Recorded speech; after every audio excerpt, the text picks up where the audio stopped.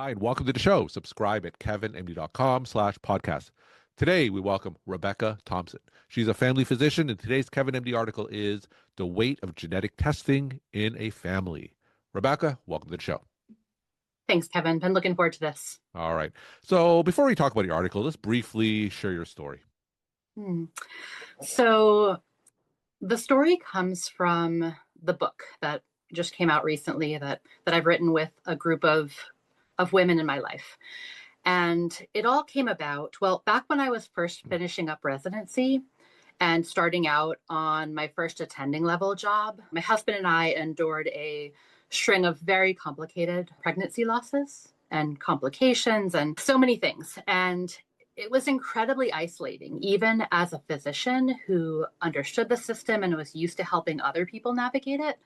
But, as I did begin to find my way through these struggles and open up to others about what I'd been going through, many of the women around me started opening up also and offering back their own stories in return.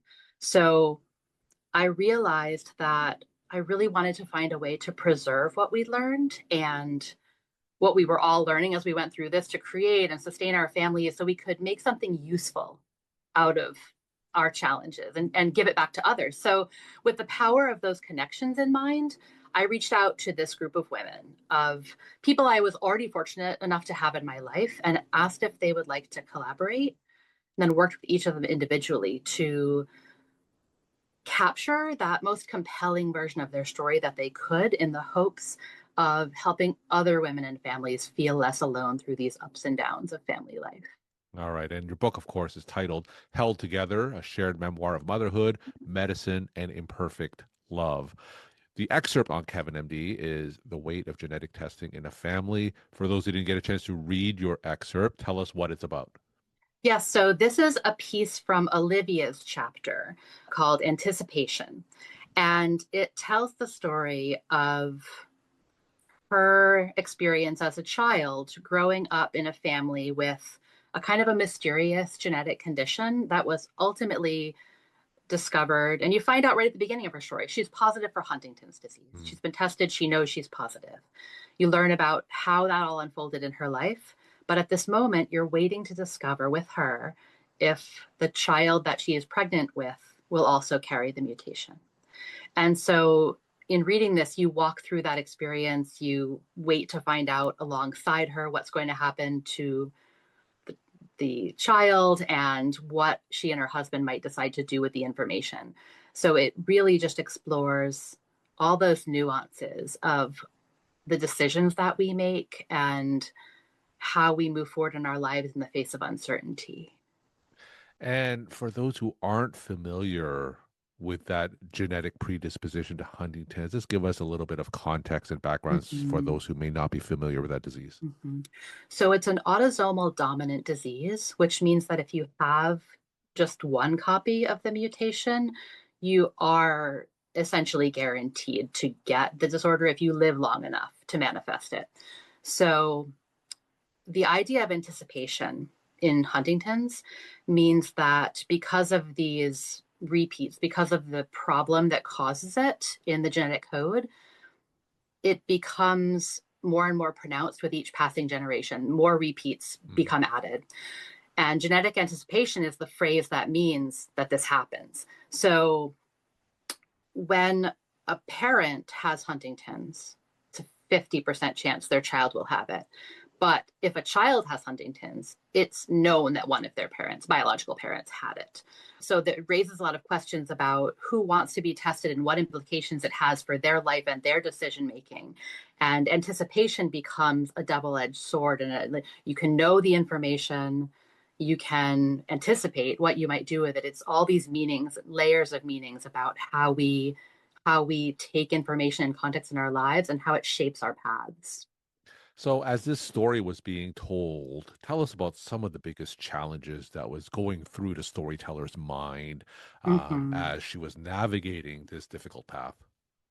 Yeah, well, for her specifically, I can't say I can speak for her, but from what she shared with me, I think it was really about what she saw the people who came before her in her family go through Mhm. because of whether they carried the mutation or not, how having this in the family affected them, and how she wanted to raise her own family. You know, if she did have children, how she would raise them, whether they were positive or negative for the marker, what it would mean for them. So looking back at generations and forward at generations from her vantage point right in the middle. And I think, you know, I will speak to the bigger picture of how the story influences people and how it came together. I think everybody, when I first approached all these women, Olivia included, people feel like, well, you know, why is my story? Why would you want my story? I'm just an ordinary person, right? But I feel like stories like hers, stories about families and generations, these moments when ordinary people are facing extraordinary challenges, I find those the most riveting stories out there. So they question, you know, oh, is my story interesting enough? And I think this is the core of what we're all drawn to, is people just like us facing things that maybe we could never imagine, but ultimately feel so relatable when we hear them talk about how they influence their lives. So, in this particular story that Olivia Mhm. shared, Mhm. what were some of the lessons that you want readers to come away with after reading her story? I think it comes in the part where she explores the questions that she has about what her future holds and contrasts the experiences that some of her friends have as she's learning about her own medical situation and her, you know, possible child's medical situation, and then what paths people's lives take that they never saw coming. So, what I mean by that, without giving total spoilers for the story, is, you know, she knows that she carries this gene, Yeah. and she wonders how much that will cut her life short, but her experience of life short, her ability to participate in the way that she fully envisions, right? And as she's grappling with that, she has friends who go through something completely out of the blue that changes their life, and she loses a friend. Her a friend of hers dies out of nowhere that was the most vibrant person in their community, one of the person you thought would live forever, Mhm. is taken from their lives. And so what she comes to really understand is that nothing is guaranteed. She can worry and wonder about what her diagnosis means for her and her family, but ultimately she has to live, without being cliche about it, she has to live in this moment and do what she can with what she has right now. And through your lens as a family physician, what were some of your thoughts and perspectives when you decided to include her story in your book, Yes. or when you first heard it? Yeah, so I think her story speaks to, I mean, never is that more meaningful than right this minute, where everything can feel so overwhelming, Mhm. but we can carve out a space where something is meaningful. We can do something good, we can do something positive, even if it feels small or temporary. We don't need to get overwhelmed with everything the world needs. We can figure out, you know, what can I contribute? What can I bring? How can I share a story that will compel others and inspire them too? So for me, I mean, this translates into writing this book, collaborating with all these incredible women. Their stories just keep me going and, you know, help me stand up Mhm. for human rights, reproductive rights, just the right of people to shape their own lives. So this story comes from your book, of course, Held Together, a shared memoir of motherhood, medicine, and imperfect love. So zooming out a bit, for readers who go through your book, are there any common themes perhaps that connect the stories that you included? Oh, so many. And the interesting part is that they continually surprised me as I was learning about each woman's story. I mean, it's everything from looking back and realizing something about the family, your family of origin, whether that's biologic or adoptive or through surrogacies or fostering or chosen family, right? We are all just people shepherding each other's stories and trying to make meaning, create meaning, not just find it, but Mhm. truly create it out of our stories.